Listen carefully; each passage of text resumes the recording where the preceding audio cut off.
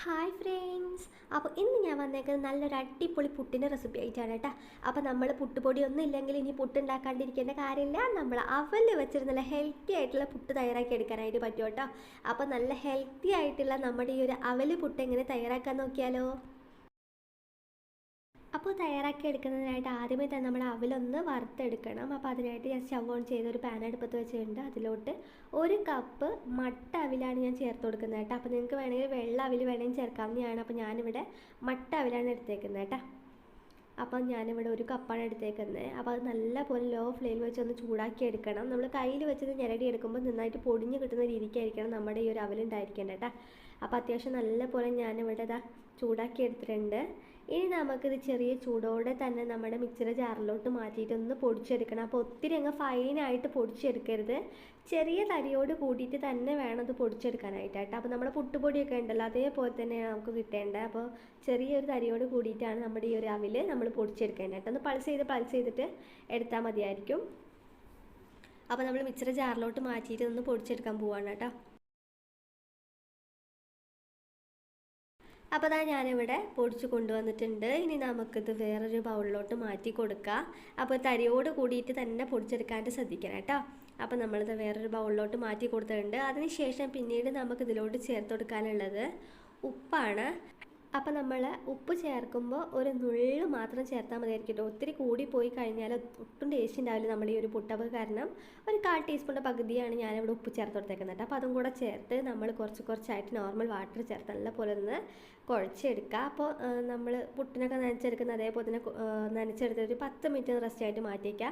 അതിനുശേഷം നമുക്ക് ഇതൊന്നുകൂടെ ഡ്രൈ ആയിട്ടുണ്ടായിരിക്കും. അപ്പോൾ ഞാൻ കുറച്ചുകൂടെ വെള്ളം ചേർത്തിട്ട് നമ്മുടെ ഈ ഒരു പുട്ടുപൊടി കുറച്ചുകൂടെ ഒന്ന് സോഫ്റ്റ് ആയിട്ട് കിട്ടാൻ വേണ്ടിയിട്ട് ഞാൻ കുറച്ചുകൂടെ വെള്ളം ചേർത്തൊന്ന് മിക്സ് ചെയ്തെടുക്കുന്നുണ്ട് കേട്ടോ. അപ്പോൾ ഇങ്ങനെ ചെയ്യുമ്പോൾ നമ്മുടെ പുട്ട് നല്ല സോഫ്റ്റ് ആയിട്ട് കിട്ടും കേട്ടോ. നല്ല പഞ്ഞി പോലെ ഇരിക്കും നമ്മുടെ ഈ ഒരു പുട്ട്. അപ്പോൾ ഞാൻ കുറച്ചുകൂടെ വെള്ളം ചേർത്ത് നല്ല പോലെ ഒന്ന് മിക്സ് ചെയ്തെടുക്കുന്നുണ്ട് കേട്ടോ. അപ്പോൾ നിങ്ങൾ വെള്ളത്തിൻ്റെ അളവൊക്കെ ശ്രദ്ധിച്ചിട്ട് വേണം ചേർക്കാനായിട്ട്. ആദ്യമേ തന്നെ ഒരുപാട് ചേർത്ത് കൊടുക്കരുത് കേട്ടോ.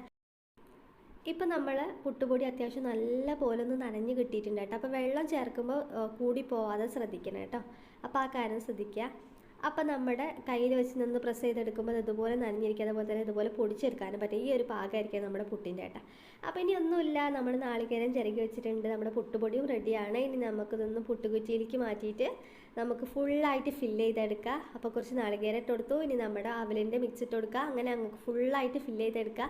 അപ്പോൾ നാളികേരം നിങ്ങൾക്ക് വേണമെന്നുണ്ടെങ്കിൽ താല്പര്യം ഉണ്ടെങ്കിൽ നമ്മുടെ ഈ ഒരു പുട്ടിൻ്റെ മിക്സിലോട്ട് മിക്സ് ചെയ്തിട്ട് അങ്ങനെ വേണമെങ്കിൽ ചേർക്കാൻ കേട്ടോ. അവിലിൻ്റെ ഈ ഒരു മിക്സിലോട്ട് അവിലിൻ്റെ ആ പൊടിയിലോട്ട് നമുക്ക് കുറച്ച് തേങ്ങ ചേർത്തിട്ട് വേണമെങ്കിൽ മിക്സ് ചെയ്യണമെങ്കിൽ അങ്ങനെയും ചെയ്യാവുന്നതാണ്. അപ്പോൾ ഞാനിപ്പോൾ ഇങ്ങനെയാണ് ചെയ്യുന്നത്. അപ്പോൾ നിങ്ങൾക്ക് നിങ്ങളുടെ താല്പര്യത്തിനനുസരിച്ച് മാറ്റം വരുത്താവുന്നതാണ്.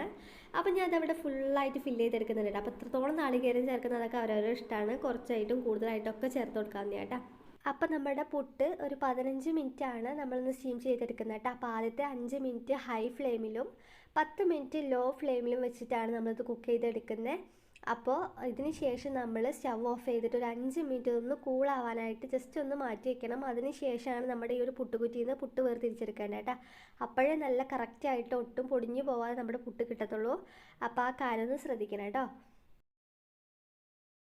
അപ്പോൾ നമ്മൾ പുട്ടുകുടത്തിൽ നമ്മൾ വെള്ളം വെച്ചിട്ടുണ്ടായിരുന്നു. അത് നല്ലപോലെ തിളച്ച് വന്നിട്ടുണ്ട് കേട്ടോ. നല്ലപോലെ തിളച്ച് വരുന്ന സമയത്ത് തന്നെ നമ്മൾ ഒന്ന് ഈ ഒരു പുട്ടുകുറ്റി അതിൽ വെച്ച് കൊടുക്കണം. അപ്പോൾ അതാ നല്ല ഹൈ ഫ്ലെയിമിൽ വെച്ചിട്ട് ആദ്യത്തെ 5 മിനിറ്റ് നമുക്കൊന്ന് കുക്ക് ചെയ്തെടുക്കാതിന് ശേഷം ബാക്കി ലോ ഫ്ലെയിമിൽ വെച്ച് 15 മിനിറ്റ് കേട്ടോ.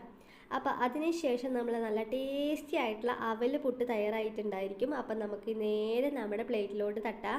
അപ്പോൾ ഇത്രയേ ഉള്ളൂ. നല്ല എളുപ്പമാണ് ഉണ്ടാക്കാനായിട്ട്, അതുപോലെ തന്നെ നല്ല ടേസ്റ്റുമാണ് കഴിക്കാനായിട്ട് കേട്ടോ. അപ്പോൾ എല്ലാവരും ഒന്ന് തയ്യാറാക്കി നോക്കുക. അതിൻ്റെ കൂടെ ഏറ്റവും കോമ്പിനേഷൻ വരുന്നത് നമ്മുടെ പയറ് കറിയാണ് കേട്ടോ. നല്ല ടേസ്റ്റാണ് കഴിക്കാനായിട്ട്. അപ്പോൾ എല്ലാവരും ട്രൈ ചെയ്ത് നോക്കുക. വീഡിയോ ഇഷ്ടമായോ ഒന്ന് ലൈക്ക് ചെയ്യുക. അതുപോലെ തന്നെ ചാനൽ ഇതുവരെ ആരെങ്കിലും സബ്സ്ക്രൈബ് ചെയ്യാതെ കാണുന്നുണ്ടെങ്കിൽ ഒന്ന് സബ്സ്ക്രൈബ് ചെയ്ത് സപ്പോർട്ട് ചെയ്യുക കേട്ടോ. അപ്പോൾ ഇത്രയേ ഉള്ളൂ. പുതിയ റെസിപ്പി ആയിട്ട് വീണ്ടും കാണാം. Thank you.